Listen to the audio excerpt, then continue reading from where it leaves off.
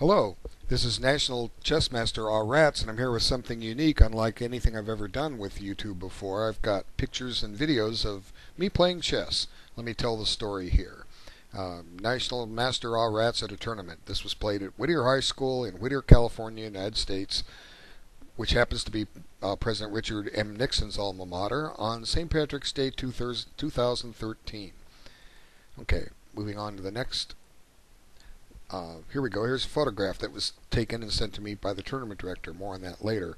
Here I am pondering. That's me on the left, in case you're wondering who I am. If you haven't seen my picture already, that's me. But I'm kind of hiding. I sit like that a lot, usually with both hands up. It's just the way I do. Not always, but anyway, let's take a look at the position. There was something. The position was much better for me a little bit earlier, and I kind of messed it up. I was trying to do something I did in another game. Sometimes when you play chess, you tend to play it the same way the next time, and all of a sudden themes come up that existed in other games, and that's what had happened here, and I'm going to explain all that in a little bit.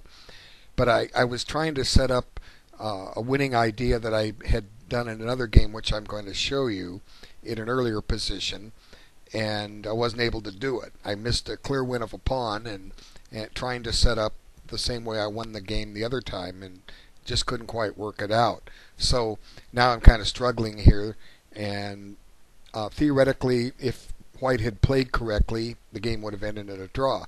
Now let me just give you the background. This is the time limit is 45 minutes for the game and a delay of 5 seconds. So every move, your clock doesn't start for 5 seconds. So if you use up all your time and just have that 5-second thing left, you have to move every 5 seconds or you're going to forfeit the game. Your time will expire. And this tournament was started about 4:30 p.m. on Sunday, St. Patty's Day, and we didn't get the last round, the fourth round, going till about 9:30. That's kind of late to start a game, but that's the way it worked. Okay, but 45 minutes is not the ideal time control to play. You're best playing where you have at least 2 minutes a move, ideally 2.5 to 3. Time controls of 40 and 90, game 30, or 40 moves in 2 hours, 25 moves in an hour. These are ideal. These are the kind of games that are played in tournaments when you actually go to them, instead of playing chess on the internet. Okay, so a little bit more about this tournament. My score was 2.5 out of 3 going into the last round. The fellow I'm playing was 3 and 0, and is rated in the low 1700s. He had done a remarkable feat in the first round. He pulled an upset over the other national master that was entered, who's standing right behind him, and because of the number of participants and he was the lowest rated perfect score after one round, so he got to drop down to play somebody low rated for the next 2 rounds, where I had to play a couple of high 1800 rated players, and beat the first and then ended up with a draw. So in the third round, so now I'm 2.5 points playing a 3 and 0, so I have to beat him to win first. And like I say, I did have a easy win earlier, and I messed the game up, and I normally wouldn't make a video of this, but because of the pictures and the videos and the instructive rook and pawn ending that comes up out of this, I think it's worth it. It's worth making a video for this, and entertaining, a little different than what I normally do, because there's also some actual video footage of the last several minutes of this game, and we'll get to that when we get there. But as I was saying, I had an online game, correspondence game, and I'm going to show that next. Here, face palm. See, one more. Okay, let me just preface this and just say, this is a postal chess game. The old days we played by postcard, and you had to wait for the moves to arrive in the mail. Now it's all instantaneous. The transmission, that is. You got to take your time in these. Too many people are not. But anyway, if you take your time, you can do pretty well. If you rush your moves, you're just asking for disaster. But this was a position I had in this game, and I made a video for it, which I'll start up in a moment. It's black to move, and basically my move was so strong he resigned, and I'll just let the video explain it. What's interesting is how themes that we play in one game can reoccur in another one, and wanted to show just this real quick. The question is black to play and do the best he can, and you might want to pause the video and try to find the best move yourself. But what I'm going to do is I'm not going to spend a lot of time on this position because I want to show how it relates to the game in question that this video is about. Let me just back up and show how we got to this position.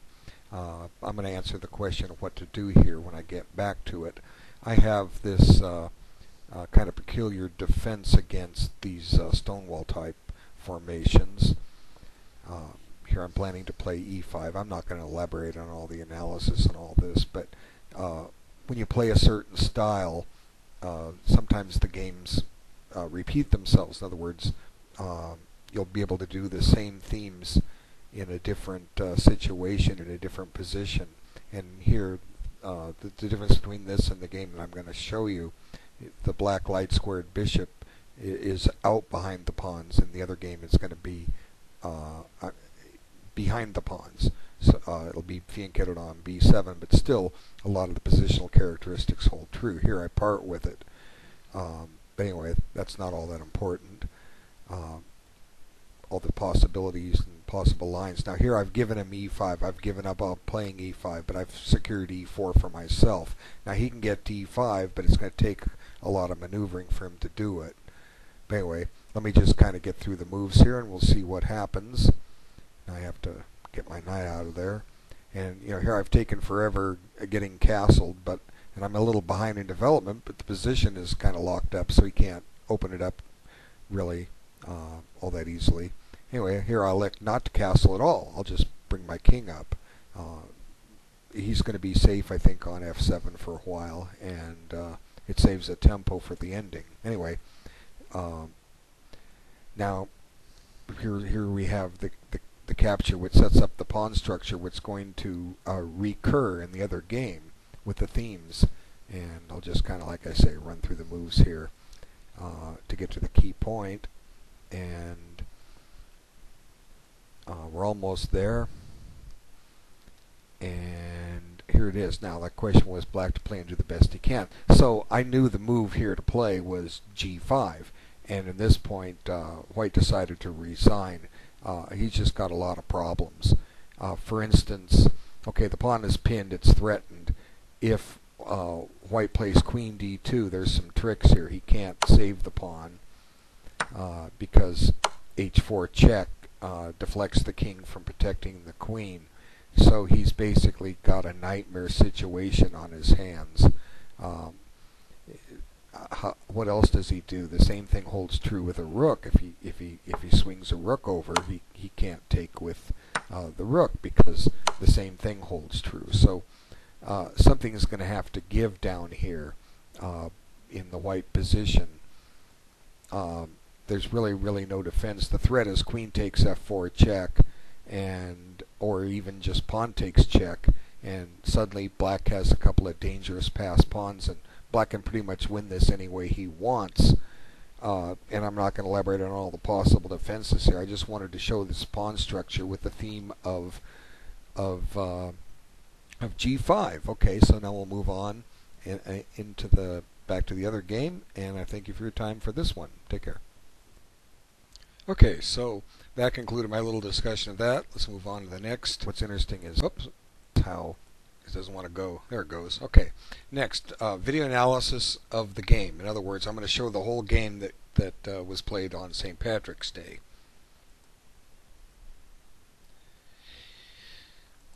Here we go. Let's have a look and see how this game developed. Okay, let's see. So white plays the unique knight c3. It's one of my old favorites. It gets people out of book real quick, which is good. It becomes mano y mano, you versus him.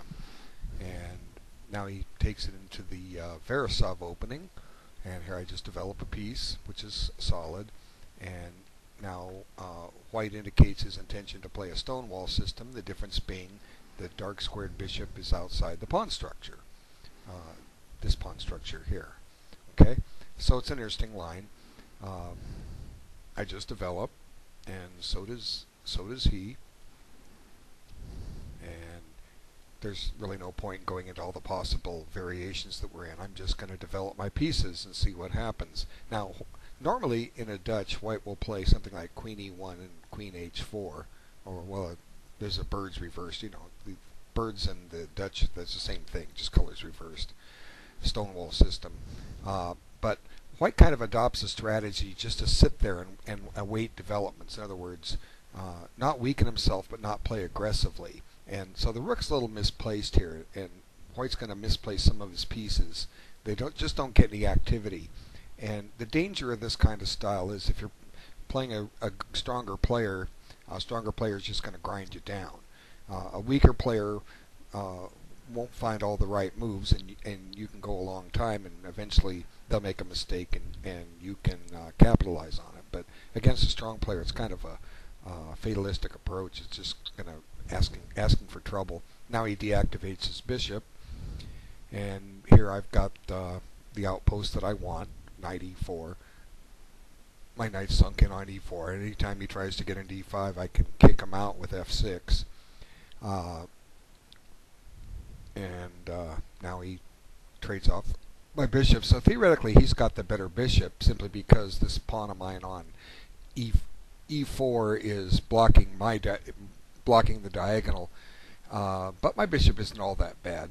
The queenside pawn structure's on dark squares. So essentially, though, the game is pretty much even. And here he has visions of maybe playing queen h5 and trying to checkmate me. Of course, I see that. I'm not blind and oblivious to these dangers.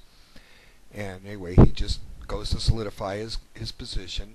And black's not doing much, white's not doing much. The game is essentially even. It's just a matter of continuing to do what I need to do to try to get some kind of advantage here if I'm going to play for a win with black, right? Okay, so I just develop a rook. Now the idea is, if I'm probably going to take on d4, and if he takes back with the c pawn, then I've got a rook on that open file. So this is the purpose of rook kc8, and he just solidifies his game. He's not being over ambitious. And here, like I say, is the divergence of the possible lines white could play. He's got three ways to retake on d4. If he takes with the queen, I can develop my king rook to d8 and tempo his queen for what it's worth, and I'm on the open file. If he takes with his c pawn, as I say, I'm on an open file. I may consider trying to double my rooks. I may put my bishop on d5 just to keep an eye on a2 and tie his rook down for a moment to guarding that pawn until he makes some kind of a move, either a3, which will weaken b3, or b3, which will put the pawns on the color of my bishop, making it possibly a target later.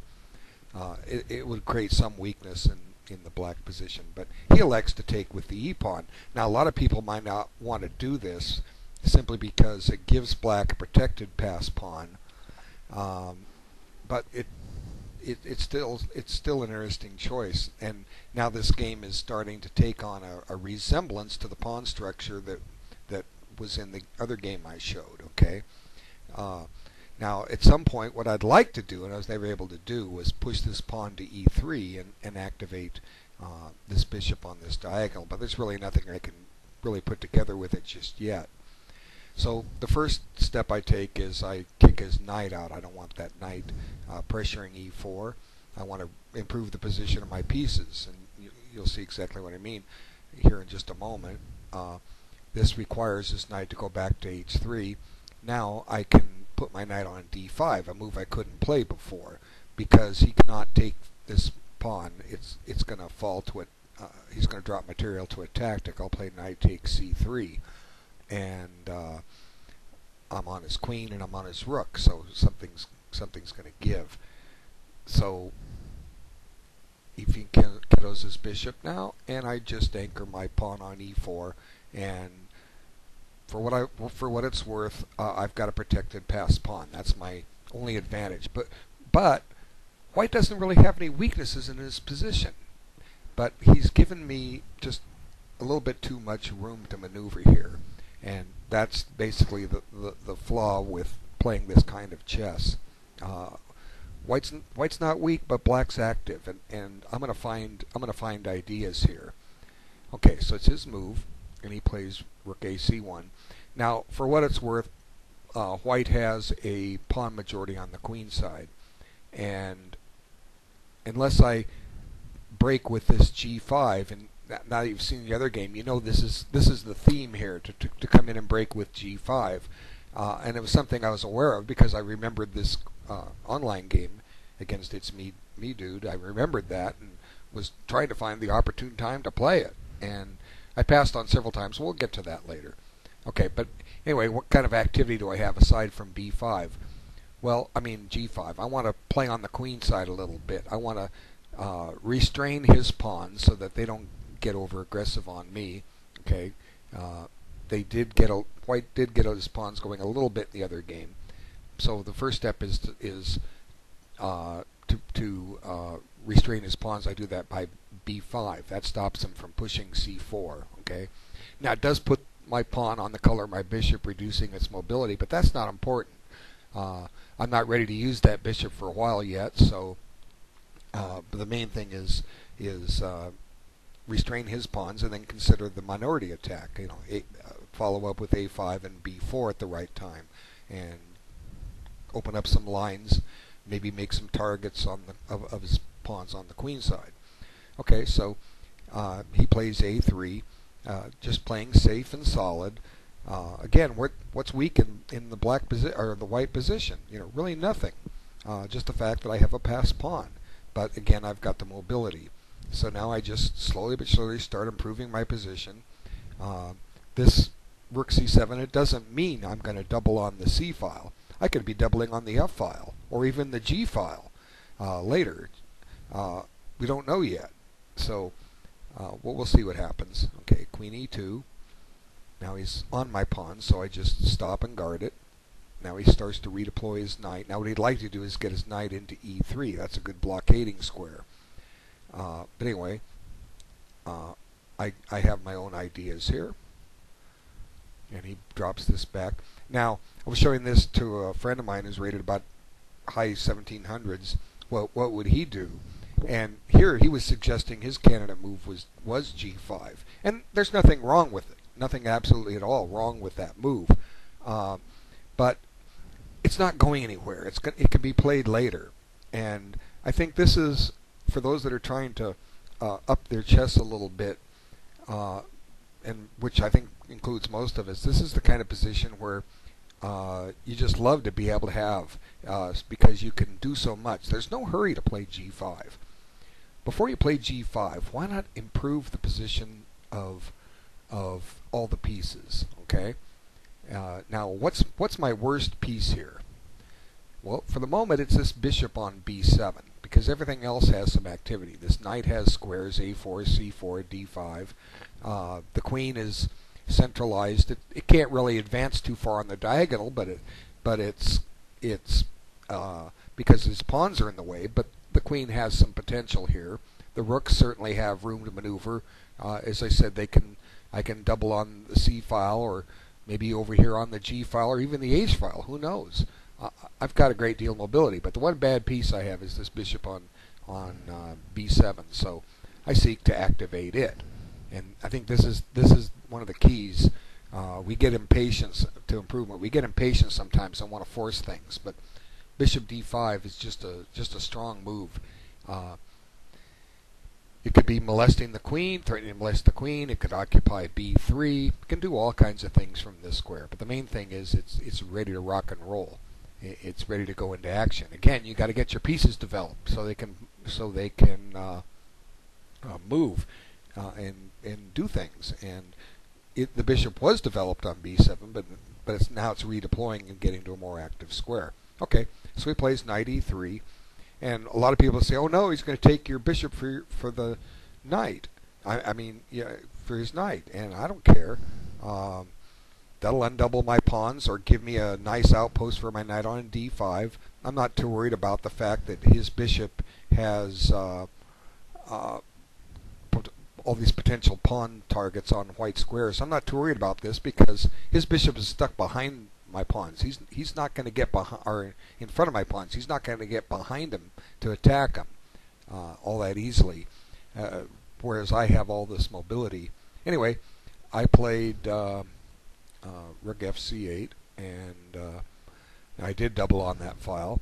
And now it's kind of surprising what he does. He's been just sitting there playing quietly and shuffling his pieces around. Now he gets a little aggressive.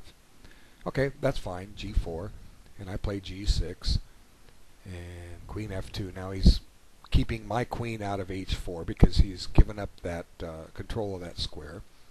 So I just bring my king up. Now, what's the purpose of that? Well, one of the main things is I'm envisioning this G file maybe opening up, and then I can double up on the G file. Okay, so he plays H3, and now I got to get my minority attack going. And now he threatens my pawns, so I'm willing to do some wholesale trades on C4 because here I'm willing to trade the minor pieces. They've done about all I can do with them, and I'll have all the pawn breaks in the rook ending, and I still have at some point I may still have this G5 break coming. Okay, so let's see what happens. King H2. Now I go through with the minority attack. He takes and I take. Now it'd be a mistake for him to take on B4 because then all of his queenside pawns are weak. I can gobble the B4 pawn right now if I want it, and then D4 and B2 are targets. So he starts liquidating, gets rid of the minor pieces, and like I say, I had no problem with that. And now you notice this game is really taking on a strong resemblance to the other position that I showed first.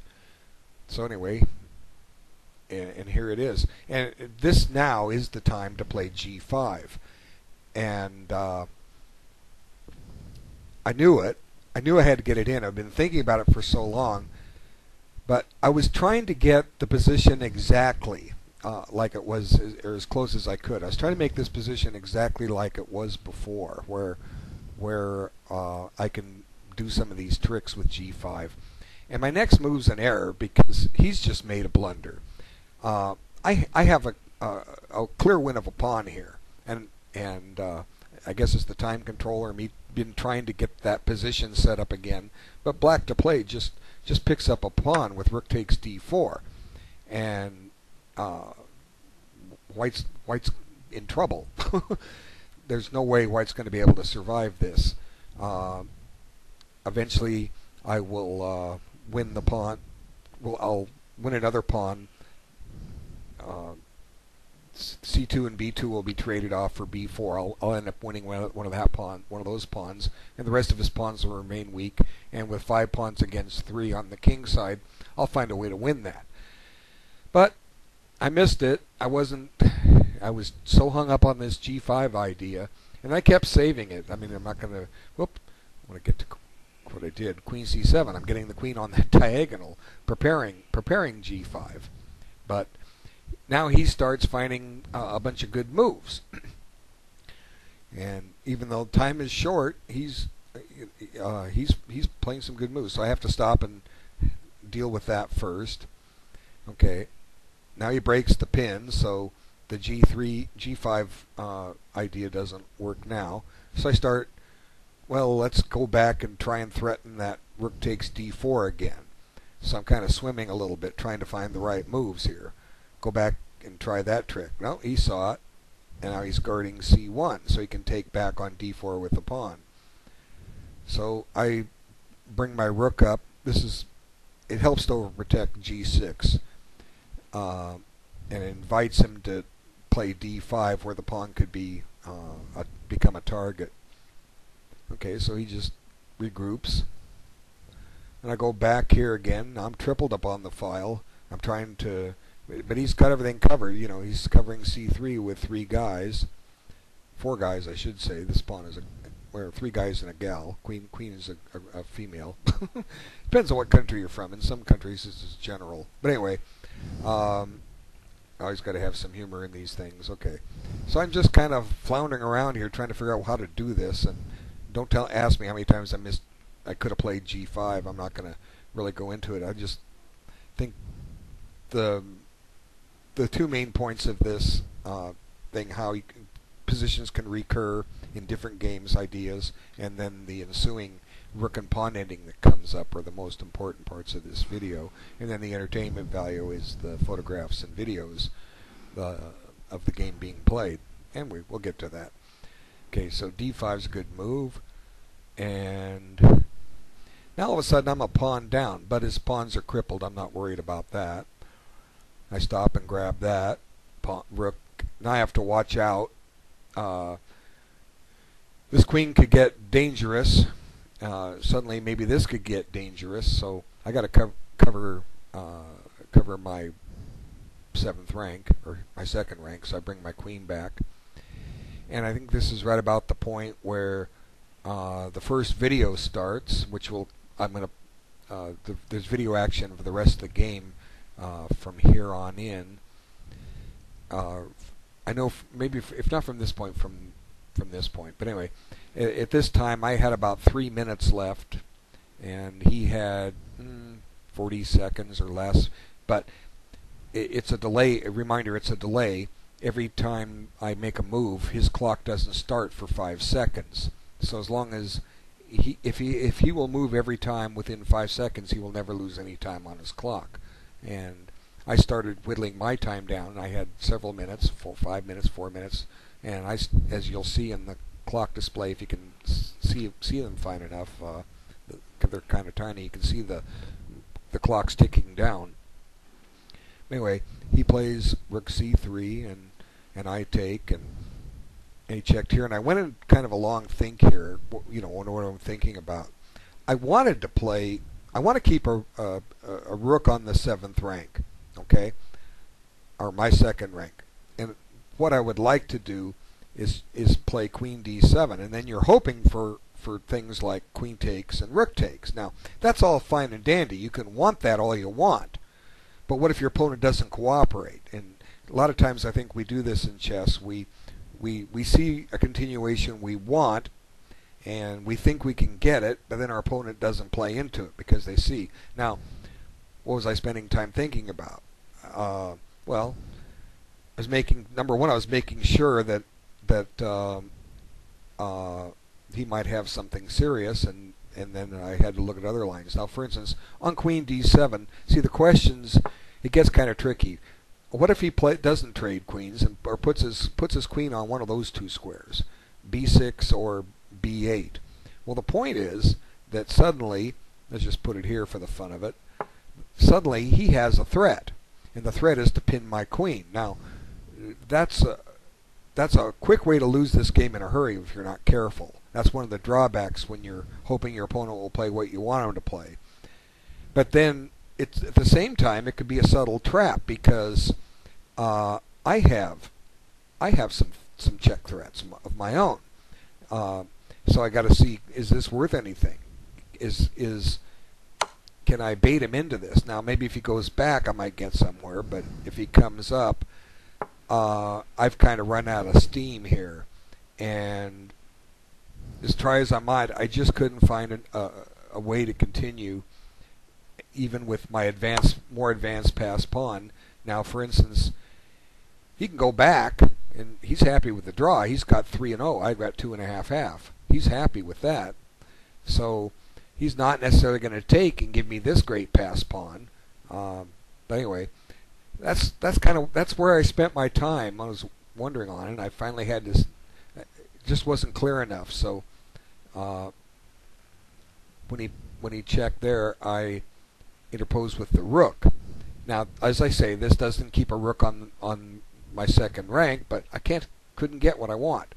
So now we reached this rook and pawn ending, and I felt good about my winning chances here. Many points. I'm not going to point each one out. It becomes a theoretical draw, and it becomes a theoretical win for me.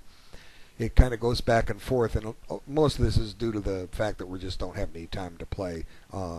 Game 45 is not real tournament chess, okay? It's not. You need at least 2 hours per side. 40 moves in 90 minutes, game in 30. That'll generally give you close to 2 hours each. You know, game 45 with a 5-second delay, not quite there. Okay, let's see how it goes. He gets aggressive and checks,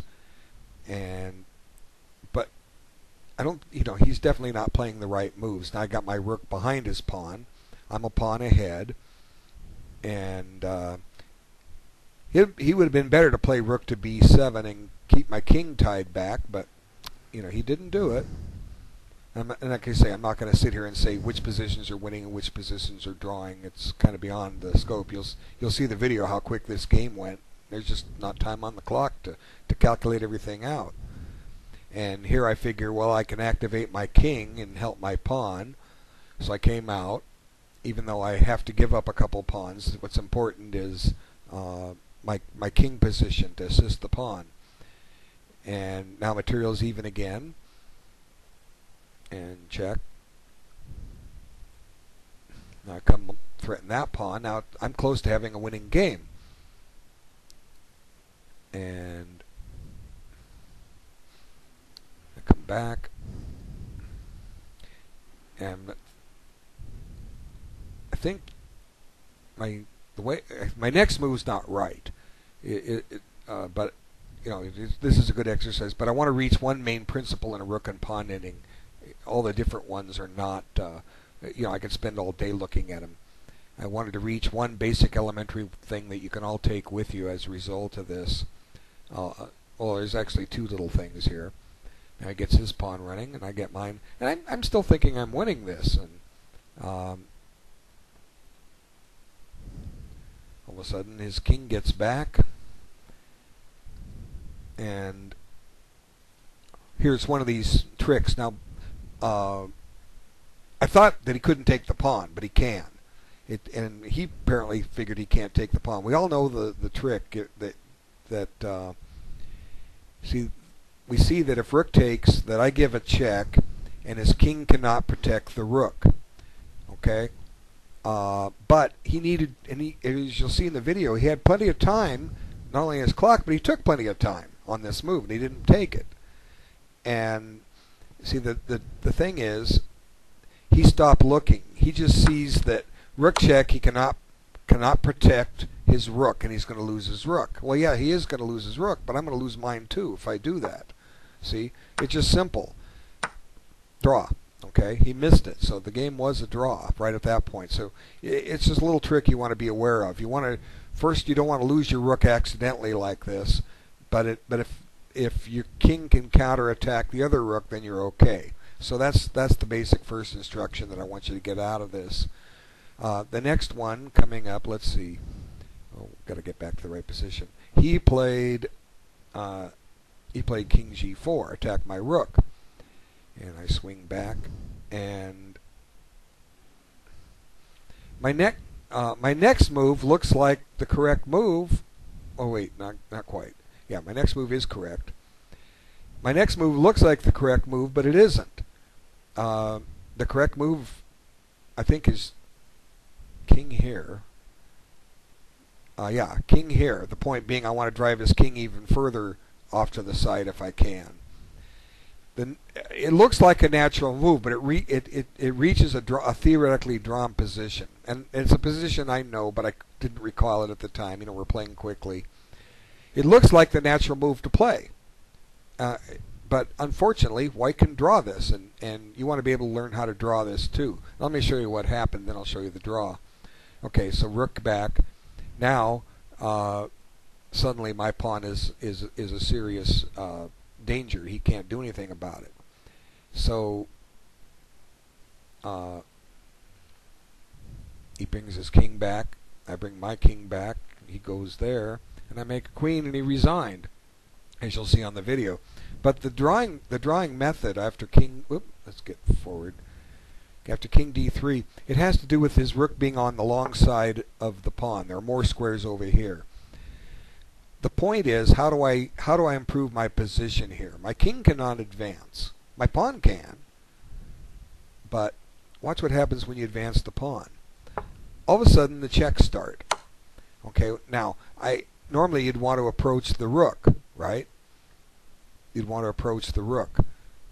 Like for instance, let's try it this way first. There comes this check, and I can't approach the rook because I'm going to lose my pawn. So we see that, Okay, the next thing we see is, let's try it this way. Okay, now he just sneaks behind the pawn. See the difference? And now I'm going to lose it. So pushing the pawn doesn't work. I have to come up with a different move. Let's try and build a bridge. Okay, the purpose of this move is we want to block a rook check with rook take. So for instance, we're hoping to get into this variation. Now if he trades rooks and plays here, I come back and win the game.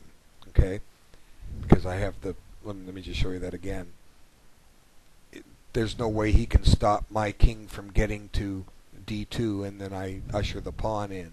Okay, and even if he tries king g2, I just play king d2 directly. So the only hope is to try to, they call this building a bridge. Now what does he do in the meantime? Well, he does what he has to do. I believe it's king f3. Just want to make sure I have it right. Okay. Point is, let's see. If I push the pawn, the checks start again. Okay? And he'll just check me to death. And I can't build the bridge in this position because he'll exchange the rooks and win the pawn. So if I bring my king back, his king can take the pawn, so that leaves one move to come here. And now we have this check, and suppose I say, okay, go ahead and take the pawn. Now if he takes the pawn, we have that theme of me, let me show you. If he takes the pawn, we have the theme that came up earlier, that I check him away from the rook. Well, he doesn't have to fall into that. All he has to do is just go back and check. And no matter where I go, I can try coming down here, but he just drives me back. So rook c8 is my only winning try, but after, I'm backing up. After king f3, how else do I improve my position? Well, I can go back and check him. Well, he just comes back, right? I think g2 or g3. There's basically no way to improve my position, so what else can I try? I can put my rook, whoop, wait, what's wrong? Oh, nothing's wrong. Let's see. Rook c8, king f3. Okay, I can try this move. Now the idea here is I'm trying to get my king to the back rank if I can, and usher this pawn in somehow. White still draws this. Let's just go back and give check. Okay. Now if you try here, you have that same trick. If, well, actually you don't. You can just take it here, because on this check you come back and black's out of checks. So to make a long story short, black had a draw. If you're playing in a correspondence game, you can figure this out. Okay. If you're playing in a tournament game, hopefully you don't play a quick time control where you have to blitz this out. But it's pretty easy to. It's a pretty easy principle to remember. Get where your rook just checks laterally like that, and you secure the draw. It looked like black was winning, but black wasn't. I was fortunate. That happens in chess. The good player makes less. The better player makes fewer mistakes. You know, I say this in my video lesson 001. Chess is a game of errors. The higher you're rated, the fewer errors you make, and the lower rated you are, the more you make. And that's just how it is, and you've got to learn these things so you don't make these errors. Okay, so what's going to happen now is I'm just going to stop talking here and let the several videos of the final minutes play out. There's one master watching the game in the background on Mr. Vandenberg's side, and Pablo Pena, and he was pointing out how many times I had G5 afterwards. They stopped the video, but he first showed the draw that he missed with taking on E3 earlier, and then he talked about how many times I had G5. I said, I know, I was trying to get it in at the right time. I did it once before. But anyway, thanks so much for your time, and then just enjoy the last few minutes of real chess in action. Take care. Okay, let's get over to the video. I'm going to advance the screen. Alright, now for videos of the game. These videos are the conclusion of the game. I tried to remain cool, calm, and collected, and took my time for many moves, what little I had left. Thanks to tournament organizer Kelly Perkins for the photos, videos, and funding the prizes out of his own pocket. Okay, so here we go.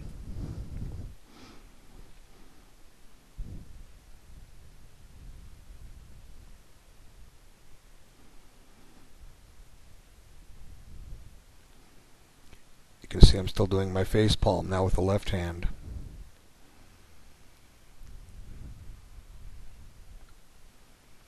Now I'm crouching like a tiger or praying mantis.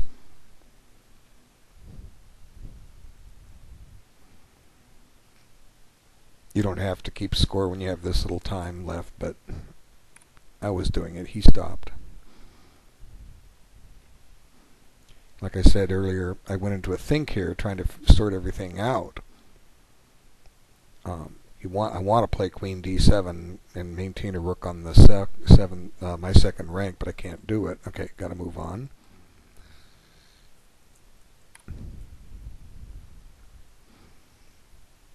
Wait, that's the same video. I got to go to the next screen. Okay, here we go.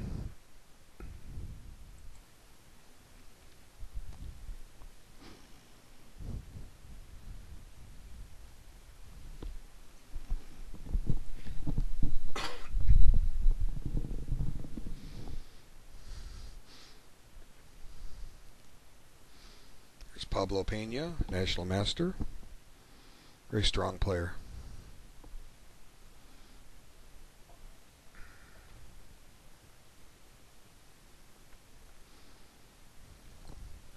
This was the only green shirt I had that was clean. I wore it because it was St. Patty's Day. And my clock says 2:19, 2:18.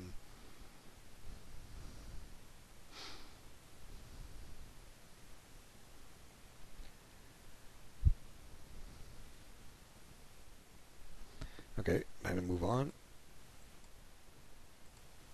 That's still on the same one again.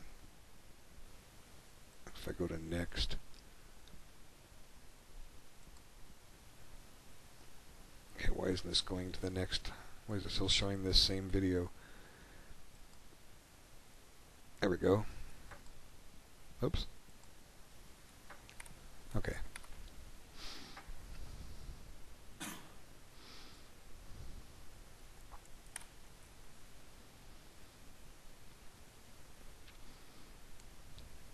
Normally you don't want to get in a position where you have this little time on your clock and it's just not conducive to good chess. It becomes a blitz game, and blitz game is full of impulsive moves, therefore errors.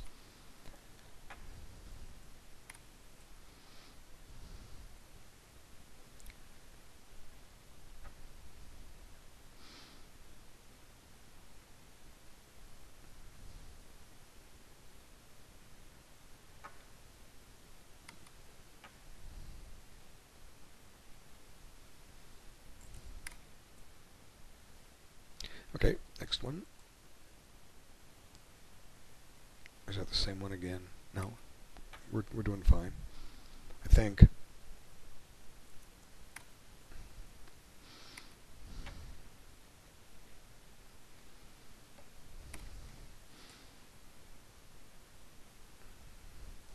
And I'm trying not to rush my moves too much. I mean, I know I'm going to take his pawn on b5, but I try to think about things first.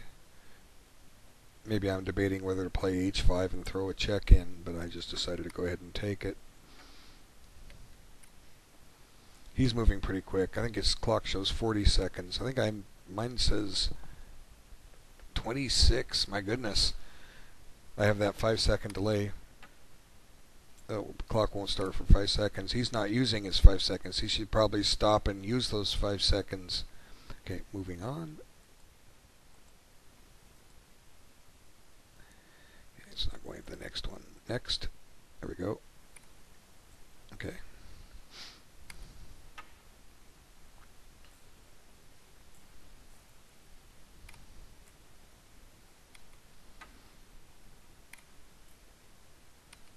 Now I'm playing kind of quick. We have 24 seconds left. You got to move quick. But I could take my 5 seconds. But I don't.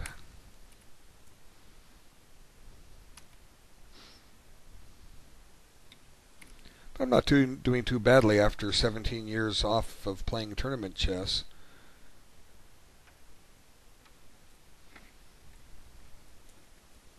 You know, some people said I would decline greatly in strength, especially at my age 58. They were dead wrong. I've been looking at chess all these 17 years. Okay, next one, the final one.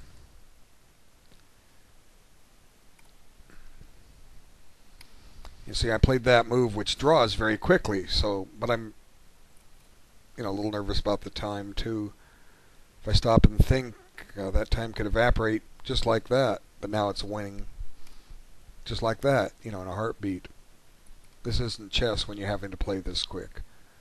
The people that play blitz chess and endless blitz chess on the internet are just ruining their chess.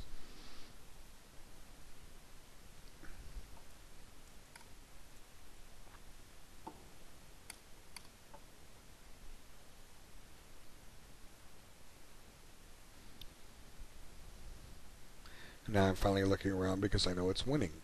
Before, my concentration was exclusively on the board. And there we have it. Let's move on. End of slideshow. Well, one slide disappeared. I'll just leave it black here, then we'll sign off. I want to thank the tournament organizer for Kelly Perkins for providing the prize fund, for providing the site and a chance to play this.